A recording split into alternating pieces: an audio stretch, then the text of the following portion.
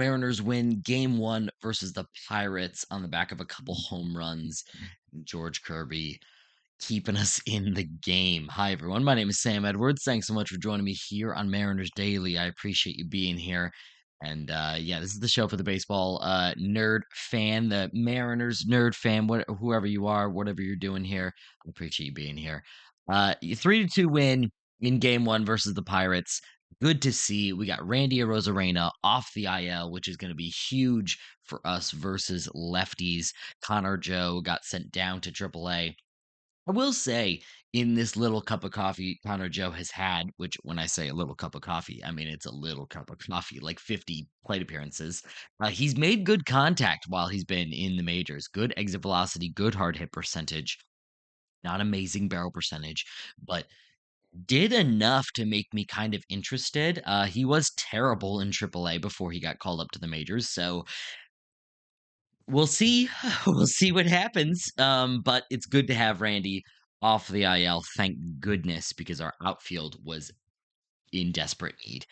Yes, J Rod is there, and he's been back as well, which means that we don't have to rely on, exclusively Luke Rayleigh, Victor Robles, Dom Canzone, those names.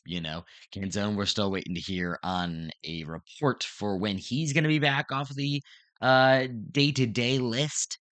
He's not on the injured list yet, but he's been day-to-day, hoping that he can come back as soon as possible. Let's talk about George Kirby's start here. This is a weird one here. He really led the way with the freaking sweeper, and it kept him in the game. And the reason I say that, I mean, 6 innings pitched, 8 hits, not great. Not great. Maybe there were just a bunch of singles. 2 runs, only 1 earned. So limited the damage. 2 walks, 5 strikeouts. Not a lot of strikeouts. Once again, Kirby has not gotten the whiffs this year that we have hoped for. 91 pitches for him this season. 9 hard hits against George Kirby this start. 9. I 7 of those 9 hard hits were line drives or fly balls. That's too many. Way too many, bro. Way too many. He got hit hard, and the sinker and the four-seamer were not working today. The curveball gave up 2 hits. He threw 8 curveballs, and he gave up 2 hits. Knuckle curve, whatever you want to call it. It's either a curve or a knuckle curve. He gave up a double on a changeup. He threw like 5 changeups. So I don't have much of an answer there. Led the way with the sweeper, and it held on for him, kept him in the game. 46% use percentage on the sweeper. He used it 46% of the time, the sweeper. That is 18.6% higher than the average usage percentage he's had on the sweeper. He had 6 whiffs, 9 called strikes on the sweeper. He just started chucking it every single time, baby. 35.7 CSW percentage on the sweeper and a 66 strike percentage. Those are some good stats, and that is better than I thought his sweeper was. And listen, this was a special day. I'm not saying his sweeper is going to be always this good, but good start. Good start for the freaking sweeper. And then, like I said, the sinker and the four-seamer did not do too much. The sinker did give up some soft contact, only got 2 hits against the sinker, 20% on the use, 20% he used it. 2 whiffs, 2 called strikes, only a 21.1 CSW percentage, which once again is called strikes plus whiffs. Good stat from pitcherlist.com. Great website. 8 balls in play versus the sinker, only 2 hits given up, 84 strike percentage on the sinker. So he was getting in the zone, and he was getting strikes. He was getting foul balls at the very least. And out of 8 balls in play, only 2 hits. That's pretty good. I mean, that's pretty good. The four seamer, however, just did. Uh, he had nothing on it, man. Nothing. 14% of the time he used that pitch, which is 70%, 17% less than the average start. Crazy. Literally just put all of that into the sweeper, which is so interesting because I would have thought the sinker would have gotten more play, but no, the sweeper was working. And when the sweepers got 6 whiffs and 9 called strikes and a 66 strike percentage, you know that freaking thing is working. No hits given up on the sweeper. It is the sole reason he survived this start. Out of 4 balls in play versus the four-seamer, he gave up 3 hits. Not what you're looking for from George Kirby. He survived. He got it done. I think this is one of the things that does set him apart from Emerson Hancock. I talked about a little bit yesterday. George Kirby versus Emerson Hancock, who is better right now. Hancock has definitely had the better season so far, but I think Kirby is the better pitcher going forward, even in 2026. I know we could say long term we think Kirby's going to be better. That's a little bit easier thing to say, but I think even in the rest of the season for 2026, I think George Kirby will be better. And I think it's because of starts like this where his sweeper can dominate. I can't remember Emerson Hancock's sweeper dominating this much. We've seen Hancock's four-seamer dominate more than Kirby's four-seamer for sure. But I would bet on Kirby's ability to nickel and dime the sweeper sinker four seam situation a little bit better than Hancock, just because he's got better track record. That's it. It's just a better track record. Not that big of a deal. I'm not trying to discount Hancock in any way. I love Hancock. I'm so happy that he has had the season that he has had up until this point. But we do need to take a pause for a moment, and he is going to be piggybacking with Logan Gilbert. I believe this coming weekend on Saturday, I believe, which is a little frustrating because it's freaking Logan Gilbert and he's on a freaking roll right now. But alas, we know why they're doing it. Limit innings, keep everybody on the same schedule every 5 days, just trying to keep that same schedule, even with the weird off days and everything before the All-Star break, keeping everything in line. So it's weird, it's annoying, it feels silly, but it makes sense. It does make sense. And we'll see what happens after that and just see if they keep kicking the can down the road with our 6 starting pitchers because they really, really are hoping for something to happen that'll make the decision for them because we've been rocking with the 6 starters for a hot minute here ever since Bryce Miller got back. So what's going to happen? All right, let's get into this game recap. 3-2 win over the Pirates. Double home runs, and the bullpen kept us in the game, which is great. Second inning, the Pirates picked up their first run. Endy Rodriguez doubled in the gap in right center. Ozuna followed up with a single, and then Kirby was able to get out of the inning, only giving up 1 run. Third inning, Pirates were back at it. Spencer Horwitz flies out 97 miles per hour off the bat, 374 feet on the flyout from Horwitz. Brandon Lau comes up, singles 106 miles per hour off the bat from him. Like I said, Kirby was getting hit hard a decent amount. So I'm going to mention these exit velocities just to give you some context. Reynolds singled 101 miles per hour off the bat for him. He's had a great season for the Pirates. Nick Gonzalez gets an infield single, only 76 miles per hour off the bat. It does score the runner on a throwing error from JP Crawford at third base. Would have been a good play if he had made the play. I'm okay with them calling it a single. It is a throwing error, though, because the runner would not have scored without that throwaway if JP had just pocketed the ball like he normally does, I feel like, these days. He did not this time, though.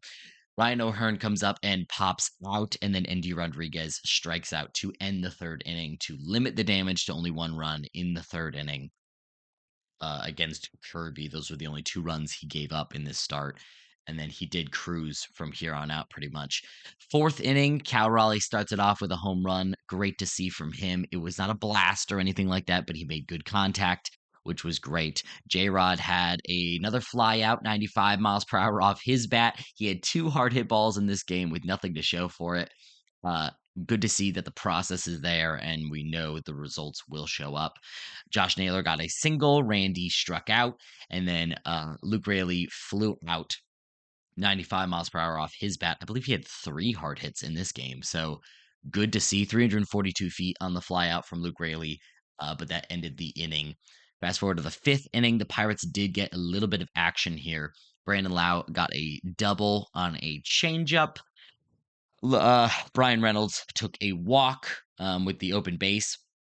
Nick Gonzalez grounded into a double play. However, this thing was hit on the freaking screws right at the shortstop. One hop. He hit it 99.9 miles per hour, but it was a one hop right at Emerson, who threw it to Cole Young, who threw it to Naylor to get the double play. Good to see from the infield from the Mariners. O'Hearn lined out, which was a bounce off of Josh Naylor's glove, which he bounced up to himself, only to basket catch it, which was pretty satisfying to watch. That ended the fifth inning for the Pirates. Kirby gets out unscathed again. Kirby came out after the sixth inning. Like I said, good enough start, but still got hit hard. The sweeper helped him survive.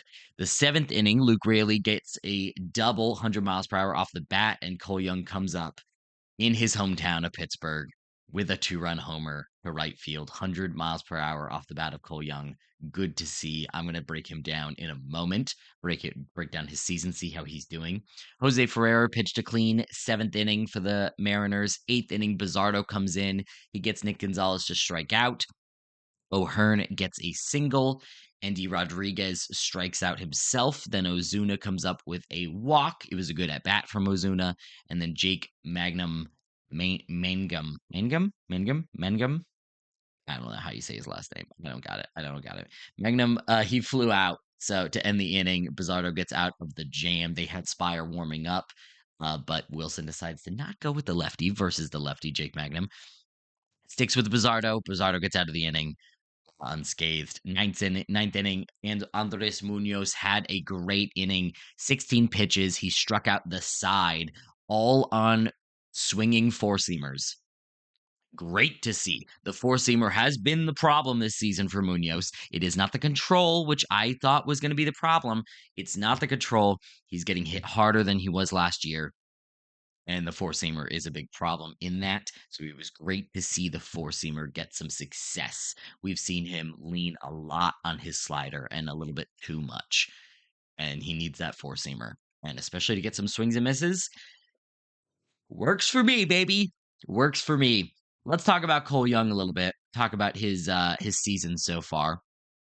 Cole Young's doing fine. He's doing fine. 321 plate appearances. A little bit more than last year, 2025. He had 257 plate appearances in the majors. 7 home runs so far this season, a 6.9 walk percentage, which is a considerable dip from last year. That is a 4% dip from 2025 in the majors specifically. I'm not looking at the AAA stats. I'm not doing it. I'm just looking at what he did in the majors. He had a 10.9 walk percentage last year, 6.9 this year. He's striking out slightly less, 17.8 K percentage so far this season. The Ks have never been a problem for Cole Young. 118 isolated power, not substantially higher. However, the BABIP has come up quite a bit. 291 BABIP compared to last year, which was 247. Is this an earned 291 or is this a fake 291 and it was 247 is the real deal? We're going to get there. 253 batting average so far this season, 319 on base, and a 372 slugging. Nothing is jumping off the page. It is all meh. It is all passable. It is all whatever. 308 WOBA, 329 expected WOBA, 100 runs created plus, 1.2 F4 on the season. Now, comparing those stats to 2025, he had a 211 batting average, 302 on base, and a 305 slugging. He is clearly doing better this season. 308 WOBA versus the 274 expected WOBA. 274 WOBA last year, 297 expected WOBA last year, 329 this year, 100 runs created plus this year, 80 runs created plus last season. He's doing better. He is doing better. He's not hitting the ball extremely, that much harder. Exit velocity is slightly up to 88 miles per hour compared to last year, which was 87. Barrel percentage is about the same. Both were at 5%. However, the hard hit percentage is up 7%, which is substantial for a guy like Cole Young because he does make enough contact to make that hard hit percentage count. I believe, that is my opinion, 38.7 hard hit percentage so far this season. That is not jumping off the page. That is not ridiculous. That is not fantastic or anything, but 31% last year And especially considering how much contact he's making more contact this season. 81.8 contact percentage compared to 79.6 the previous season last year. Swing percentage is slightly up 3%, so it's not that, that eye popping that he's making more contact and swinging more.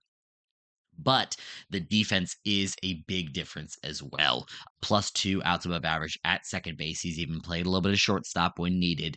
Uh, +2 outs above average per baseball savant compared to -9, which he was at last year, playing exclusively second base. The outs above average is much better and reflects a lot more of what we've seen throughout the minors from Cole Young. That has been a huge difference. And I think that's reflected in his WAR per Fangraphs. 1.2 F4 on the season, negative 0.3 F4 in 2025. That's huge. That is huge. It's huge to have a quality defenseman at second base for the Mariners, a team that is just not used to having good defensemen in that infield. Good to see from Cole Young. He is 22 years old. He hopefully will only get better from here. I don't know how high the ceiling is, but throughout the minors, he has had a history of very good plate discipline while also making good enough contact. We see the contact skills in the majors so far this season. The X batting average is very good, like sitting right around 280 or so. I think we're going to see the walk percentage come up eventually. It's sitting at 6.9 right now. I think he's going to get better as the season goes along. And if he can make good contact and walk a little bit more, get that on base percentage up to around, the 340 mark, I think we're looking at a quality 2.5 3-win player. I think he can definitely upwards of that. We are not there yet, however.